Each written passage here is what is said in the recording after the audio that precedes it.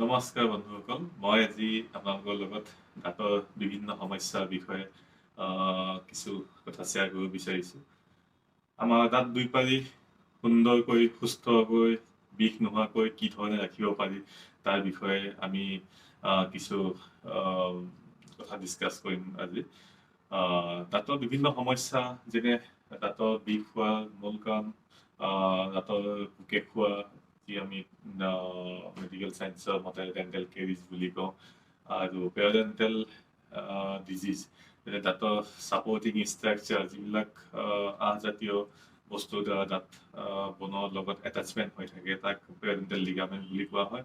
সেই লিগামেণ্টবিলাক দুৰ্বল হ'লেও দাঁতৰ বিষ বা দাঁত ঢিলা হোৱাৰ মূল কাৰণ হ'ব পাৰে। গতিকে এনেকুৱা ধৰণৰ এই সমস্যাবিলাক নোহোৱাকৈ কি ধৰণে ৰাখিব পাৰি, বা ডেণ্টেল কেৰিজ নোহোৱাকৈ দাঁতবিলাক কি ধৰণে সুস্থকৈ ৰাখিব পাৰি, বা পেৰিডেণ্টেল ডিজিজ নোহোৱাকৈ কি ধৰণে আমি দাঁতবিলাক সুস্থ সবল কৰি ৰাখিব পাৰোঁ, বা সৰি নোযোৱাকৈ আমি বহু বয়সলৈকে ঠিক কৰি ৰাখিব পাৰোঁ, তাৰ বিষয়ে মই কিছু কথা আপোনালোকৰ লগত শ্বেয়াৰ কৰিব বিচাৰিছোঁ।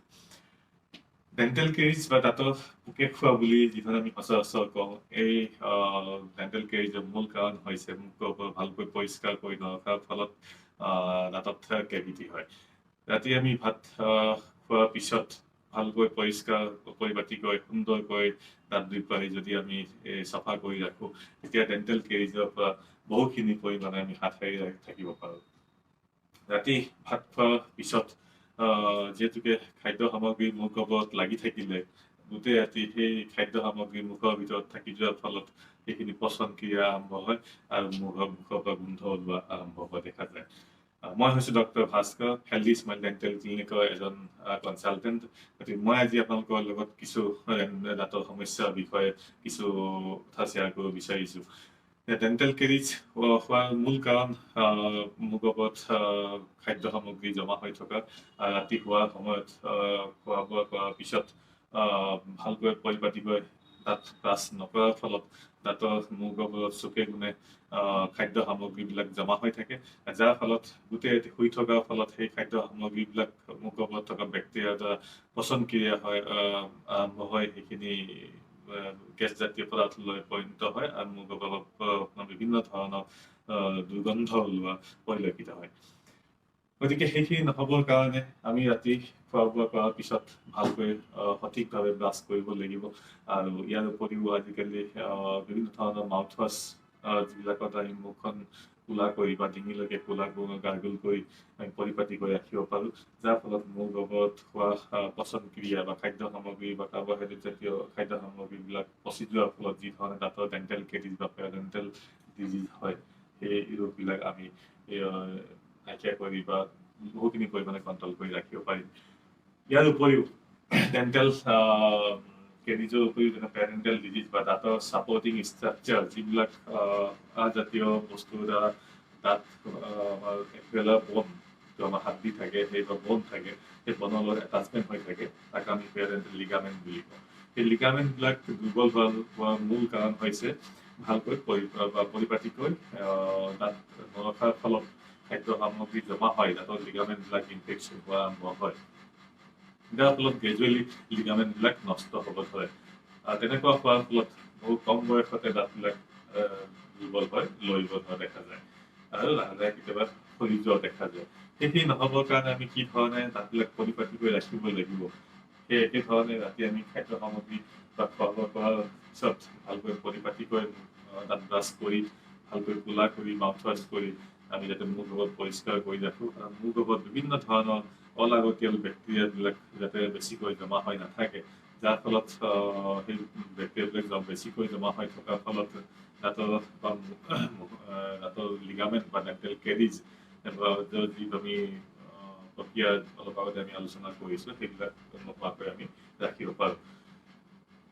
আৰু ইয়াৰ উপৰিও কিছুমান কথা ইয়াৰ নিৰ্ভৰ কৰে, যেনে আপোনাৰ ডেণ্টেল কেৰিজ বুলি ক'ব গ'লে দাঁতৰ গঠনৰ ওপৰতো কিছু কথা নিৰ্ভৰ কৰে। যেনে কম বয়সত দাঁত পাৰ্মানেণ্ট দাঁত গজি অহাৰ পিছত আমি শিশুক পৰ্যাপ্ত পৰিমাণে কেলছিয়াম জাতীয় খাদ্য যোগান ধৰাটো অতিকৈ প্ৰয়োজনীয়। সেই বয়সত দাঁতৰ কেলচিফিকেশ্যন হয়, 12 বছৰ 14 বছৰ বয়সত তেওঁলোকৰ পাৰ্মানেণ্ট দাঁত যেনেকৈ গজি আহে নতুনকৈ সেই দাঁতৰ কেলচিফিকেশ্যন পিৰিয়ডত যদি যাৱতীয় পৰিমাণে আমি তেওঁলোকক কেলছিয়াম জাতীয় খাদ্য সামগ্ৰী যোগান নিদিওঁ তেতিয়া দাঁতবিলাক সম্পূৰ্ণভাৱে কেলচিফিকেশ্যন নহয়, যাৰ ফলত ডাঙৰ হোৱাৰ ফলত দাঁতবিলাক সোনকালে নষ্ট হোৱা দেখা যায়। আৰু ইয়াৰ উপৰিও পেৰেণ্টেল ডিজিজৰ ক্ষেত্ৰত যদি আমি ক'ব যাওঁ, গতিকে ৰাতি ভালকৈ ব্ৰাছ বা পৰিপাটিকৈ ব্ৰাছ কৰাৰ উপৰিও যদিহে তেওঁলোকৰ কাৰোবাৰ যদি ডায়েবেটিছ এনেকুৱা ধৰণৰ যি থাইৰইড ডিজিজ থাকে সেইবিলাক মাজে সময়ে পৰীক্ষা কৰি সঠিকভাৱে তেওঁলোকৰ পৰিমাণ ঠিক কৰি ৰখাটো অতিকৈ প্ৰয়োজনীয়। যিহেতুকে ডায়েবেটিছ লগত গাম ডিজিজ বা পেৰেণ্টেল ডিজিজ ওতঃপ্ৰোতভাৱে সম্বন্ধ।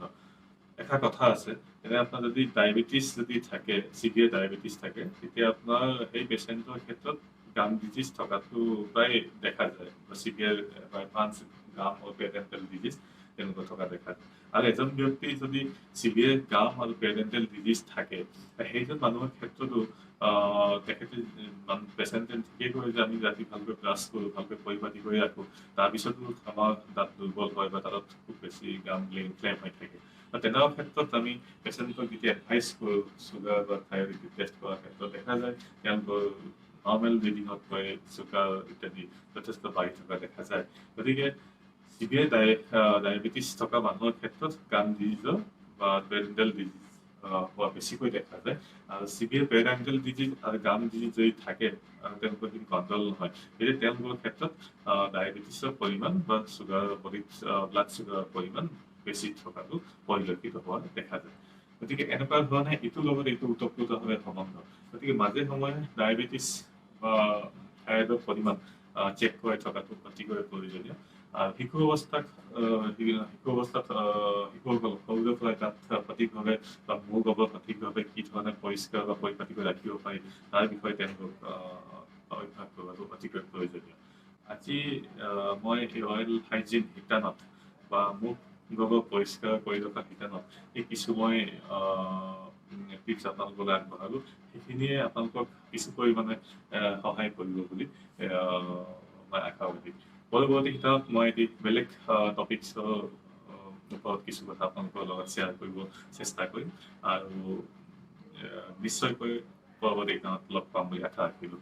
আৰু মোৰ এই ভিডিঅ'টো যদি আপোনালোকে ভাল পায় বা আপোনালোকৰ কিছু উপকাৰ সাধিছে বুলি ভাবে তেন্তে লাইক কৰে আৰু শ্বেয়াৰ কৰে।